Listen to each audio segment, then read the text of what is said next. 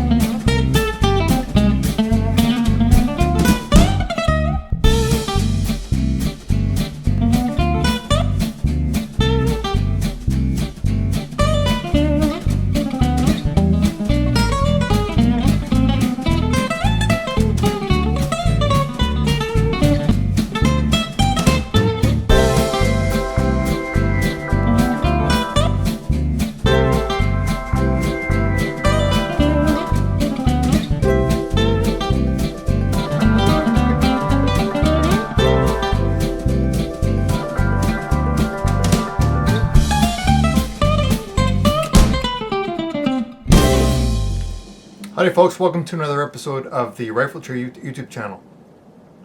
I went and managed to get my hands on the new Sauer Model 100 XT Classic. All composite and blue metal. And one of the reasons why I wanted to get my hands on one of these is simply because I didn't know anything about them. You know, they've literally been out of my grasp simply because of the monetary price tag that normally comes along with your typical Sauer hunting rifle. But Sauer came out with the Model 100 Classic XT, which is a slightly different variation of the Model 200. This here is considered to be kind of your entry-level budget rifle for the Sauer line. If you want to get into one of these rifles, this is probably the ones that you're gonna get. Does that really mean that it's a budget entry-level rifle? I wanted to find out for myself, so today I took it out to the range and took it for a spin. Now, one of the features of this rifle that attracted me to it is that there are not too many rifles on the market these days that have a 60-degree bolt lift. Okay, that's pretty attractive for a lot of people.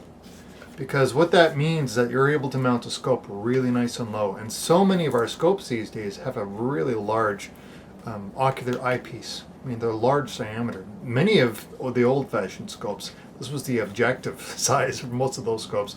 This here is the one of my favorite scopes, the Hilux CMR 1 to 4 by 24, 30 millimeter tube, but the objective is rather large. But for a rifle like this, that does not have open sights, this is an attractive scope for me to mount on a rifle like this because I can crank her down to 1 power for really up close range kind of stuff. So if you're packing quarters out of the bush and a grizzly bear pops out and charges it, you'll be able to, you're not going to have to look through any kind of magnification for a target that's coming at you at close range. So crank her down to 1 power and go through it. Plus, one of the things that attracted me to it was, sure, it's got a 60-degree bolt throw, but how fast is it? How fast does this thing run? Sauer has got a reputation for being a very fast rifle, so I wanted to find out. Check this out.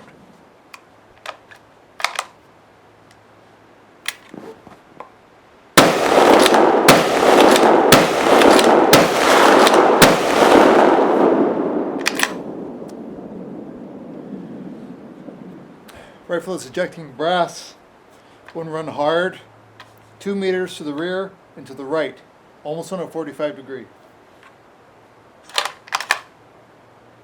But man, has it ever run fast. That's fast.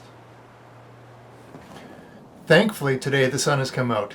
Now lately you've been seeing a bunch of my videos where I've been basically I look like a friggin' zombie, or I look like a vampire. I'm so white. But today the sun has come out, and I'm very, very grateful. Thank you, Lord. That's the winter. That's the winters up here. Some of the other attributes of this rifle that attracted me to it was that it had a 5-round detachable box magazine. The release is right here. We'll show some video of me loading this rifle. Detachable box magazine, 5 rounds. I love detachable box magazines in hunting rifles. This one here is chambered in the 30-06, and the magazines for these will do 7x64, 270 Winchester, 30-aught Springfield, and 9.3x62 Mauser. I was thinking about getting the 9.3x62 Mauser, but I've already got a couple of other different heavy hitters, so no need for that. I went 30-06 because I want the diversity and the availability of ammunition. Maybe it's the prepper in me coming out. But I went 30-06, 5-round magazine. It is nice and easy to load. It doesn't weigh anything. It's a polymer magazine, and it works great. It does feel like a Tikka though when you click it in. Listen. That's all you get. You hear that little click? Right? I keep pressing it in there because I want to make sure it's seated properly.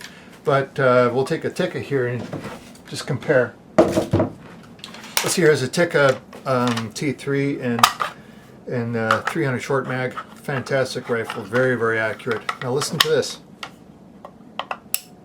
Same kind of idea, right? There's a little plastic clip in there that holds the magazine in place.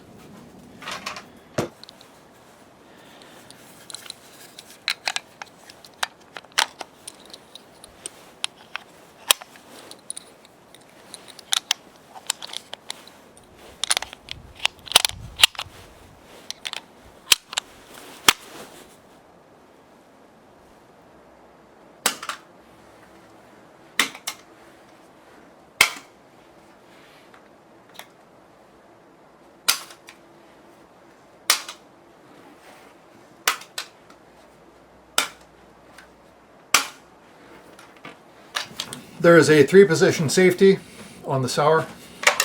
It's cock on opening. The first position, you're safe, but you can lift out the bolt. 3rd position, you're safe, but you cannot lift the bolt. I do like 3-position safeties. 2 positions work just fine. Keep it simple, stupid. But I like the 3-position just to have that kind of. If I need to strip rounds off the magazine without removing it, I have the option of doing that.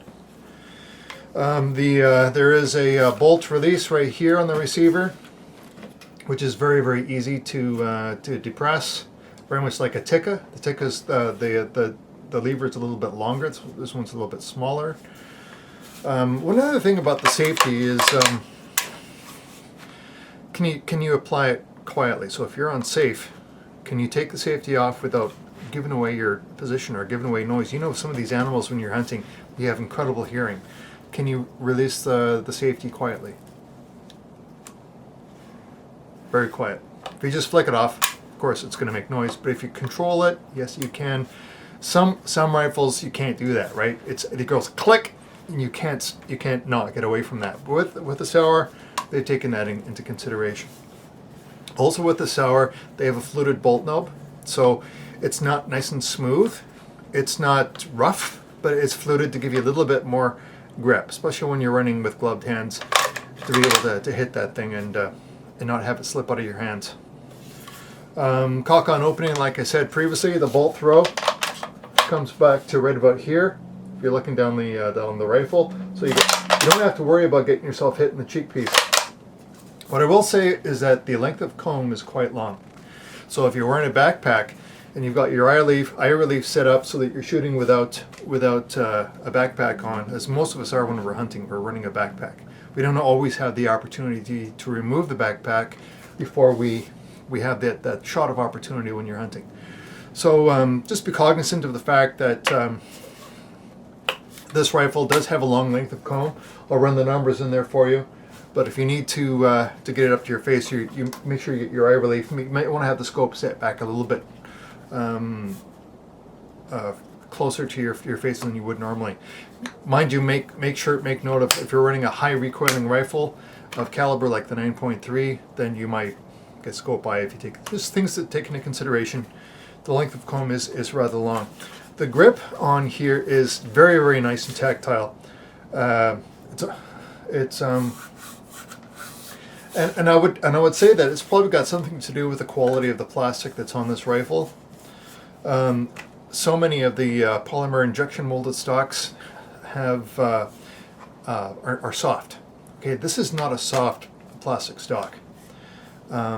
It's actually quite hard. Now, and I would put it on par with the Tikka T3 synthetic stocks. They're quite good, quite rigid, right?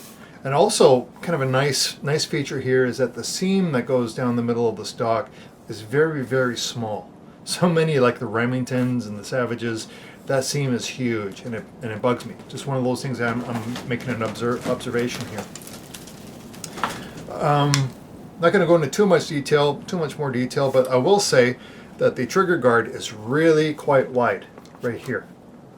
Just the width of the trigger guard, I don't have a problem with that. It's not skinny at all, and it is made of metal.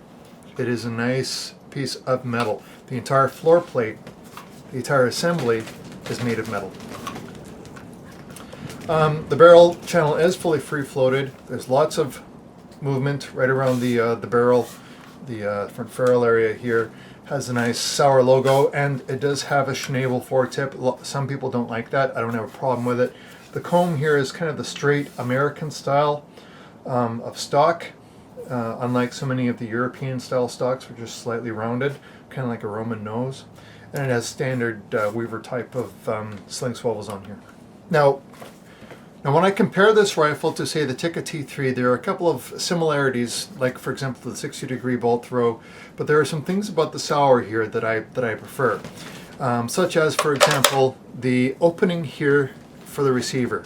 Okay, so like right now it's winter conditions and you get some blowing snow, forced snow coming in one side, or if you, for whatever reason or another, you get snow landing on your rifle, you want to be able to get your finger in here and sweep out that snow or any other contaminants that may be getting in here. The opening is large enough to be able to get a little finger in there and just do a press check to see if you've got anything in the chamber. You can't do that with the Tikka. The size of the slot is too small.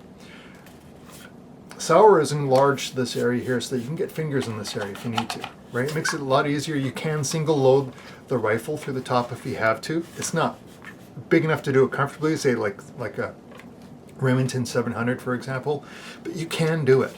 You can do it. You can't do that with the Tikka. Just to demonstrate with the Tikka, you'll see the size of the opening here. You can barely get your little finger in there to do a press check to see if you've got anything in the chamber. It's difficult in low light conditions to visually verify the chamber, and so I do prefer the larger opening here that's in the Sauer than what we have here with the Tikka. The Tikka has a very, very similar bolt throw. It does come much closer to your face. This rifle is chambered in 300 short mag, but I can run that without having it hit my cheekbone. But it is a little bit closer than the Sauer. Also, the Tikka has a plastic trigger guard, and the magazine was only 3 rounds. Sure, you can get the extended 5-round magazines, but the Sauer comes stock with a 5-round mag. The cocking indicator on the Sauer is right in the middle of the bolt, and it's very, very easy to run your thumb up against it and verify if you're cocked or not. Okay, I will say that an interesting happenstance happened when I was running the rifle out on the range, and with gloved hands, my glove snagged on the safety and pulled it back. Bolt carried forward, and I tried to pull the trigger, and it was actually in the first safety position. Rifle did not fire. Again, this is running with gloved hands, so this safety is rather pronounced, and you can catch it on things if you're not paying attention. I was not paying attention.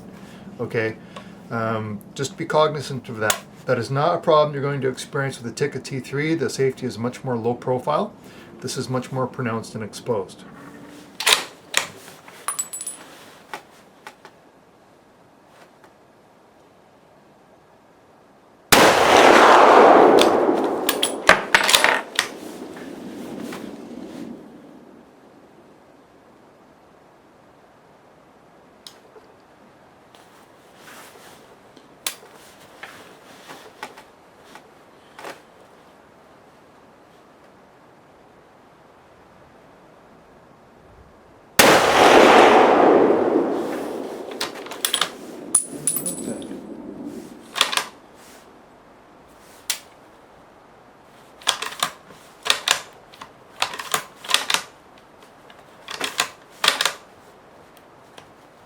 How about that? In the marketplace, I would say that the closest competitor for the Sauer, which is around $1,100 MRSP before taxes and shipping, its closest competitor in the North American market for a rifle like this has got to be the Tikka T3. And just simply because the two rifles are so similar in their performance and how they function. I will say, however, that when it comes to speed, the Sauer wins hands down. It's much faster. It is not necessarily more accurate. I'd say they're probably more on par with one another. I will say that the Sauer has a couple of features that the Tikka does not have that come standard with the rifle. There comes to strike a balance as to when you buy a rifle platform, what so many people want to do is spend hordes and hordes of money improving it so that they're happy with it. Much like your Remington 700 SPS rifles, people will spend a huge amount of money to put a Macmillan stock on it, different magazine system, especially when it comes to Remington quality control over their triggers. People have been putting Timneys in, and before you know it, the dollar values start to really crank up. And what if you really bought yourself, instead of just going out and buying or spending a little bit more money and getting a rifle that's got all of those bases covered already, straight from the factory. Now this rifle is reported to shoot 3 rounds guaranteed, a minute of angle, 1-inch groups. I tried 4 rounds, 4 different brands of ammunition, 3 of which were factory ammunition. 1 brand was hand load ammunition that I've made for a different rifle, also chambered in 30-06. And so I ran it to the range, and we put some rounds down range, and here are the results. Okay, well, here we are, folks. This is what I did today with the Sauer, and we started off here. This is the 180 grain Winchester PowerPoint, 180 grain round nose, I should say. So it's about 5 rounds instead of maybe just over an inch. I'm going to count the best 4 out of 5, just because I'm imperfect and I'm only running a 4-power scope on this rifle today. I probably should have been running a better scope for precision purposes. But that was the first group of the day. About an inch. This one here didn't seem to like this Spitzer point, but again, it's Winchester ammunition. Totally different lot, mind you, and a different bullet. It's a Spitzer point, not a round nose. I really like the round nose ammunition. 3 rounds inside of about a nickel, but 2 flyers. Moving over here to the Federal, 4 out of 5 rounds, about an inch. And down here to the 150 grain hand load, it doesn't seem to particularly like that. It's not bad. There's absolutely nothing wrong with that. But again, it's not within an inch. But best 4 out of 5, we're looking at about 1.5 inches. So again, this rifle here, we're magazine. This rifle here, it's I would definitely call it a minute of angle shooter. But I gotta say, it's one thing that surprised me a little bit was how fast you can run this rifle. I put this on par with Lee Enfield for speed. Seriously, and for considering it's a cock-on open rifle, that is phenomenal. The 60-degree bolt lift, and it doesn't take any effort to lift the bolt. It takes no effort. Wow, is this ever fast. Now, Sauer rifles are known for the slick nature of their actions. And, man, for being able to pop off some rounds real fast, this is a great rifle. Now, when I was running the rapid fire serial, I did have the scope turned down to 1 power, and certainly that's how I would be carrying it out of the bush. Normally I would remove the scope and just run open sights, but because this rifle doesn't have that, I like the ability to reduce the power of my scope down to 1 power. So that's how I've got this rifle configured, and that's my philosophy of use behind running an optic like this on a scope, an optic like this on a rifle like this. Because this is how I rock and roll. For a hunting rifle, I see no purpose of running anything higher than 4 power, but that's how I roll. I know a lot of you guys are different. fully free floated barrel channel, kind of a nice satin finish, and all the controls are easy to access. So what would I choose? Would I choose the Sauer or would I choose the Tikka? Well, bang for the buck, I would probably go with the Sauer.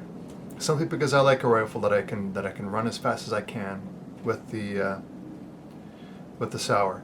I like the fact that I can access the chamber easier with a finger to do a chamber sweep or to actually sweep contaminants out of the receiver action area. I like the fact that the magazine is wider, like a double stack magazine, rather than a single stack magazine like what you would see in the Tikka, because it's flush with the bottom of the rifle and it's just a more comfortable hold. It's a great magazine design. I couldn't get it to fall out. I had ammunition in the rifle, tried just dropping the magazine, see if the ammunition will fall out. It didn't. The same will happen with the Tikka T3, except there is a pronounced drop at the bottom of the magazine. As you can see here, so this here is exposed at the bottom of the magazine area here. It is only a 3-round magazine, and the 5-round magazine comes out to right about there. Okay, here I got a 5-round magazine flush with the bottom of the receiver. The recoil pad, that's not a recoil pad, that's just a rubber butt pad. However, with this rifle I have no concerns with recoil because of the chambering. 9.3, you might be looking at getting yourself a proper recoil pad for this. I like the swept nature of the ergonomics of the pistol grip. It has a very slight palm swell, and it's nicely swept right here, and very comfortable, very nice. I like this rifle a lot. Quite happy with it. Well, folks, that's a real quick snapshot into the early lifespan of this rifle. I hope you enjoyed the video. Again, this is not an exhaustive review. It's just kind of a snapshot in time, kind of a window into what the rifle might be, what it is for me, what it might be for you. But so far as whether it's a good rifle for you, only you can be the judge of that. This rifle gets a thumbs up from me. I hope you enjoyed the video, folks. Hope you're doing well, and as always, Maple Leaf out.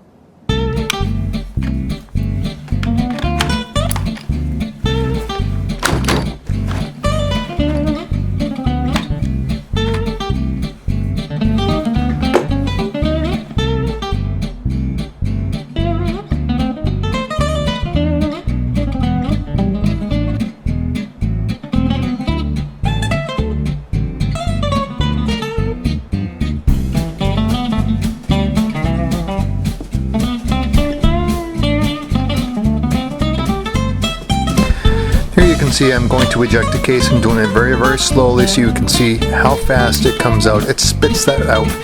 With the 2 ejectors on the bolt face, it will eject that round with authority.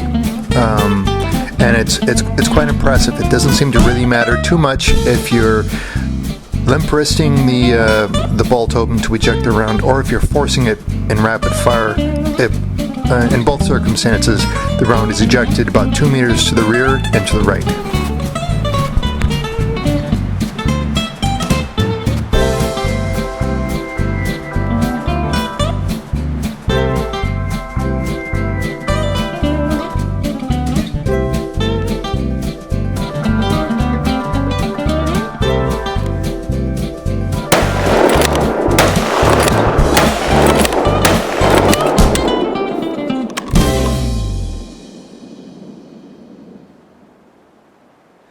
Well, that's pretty fast.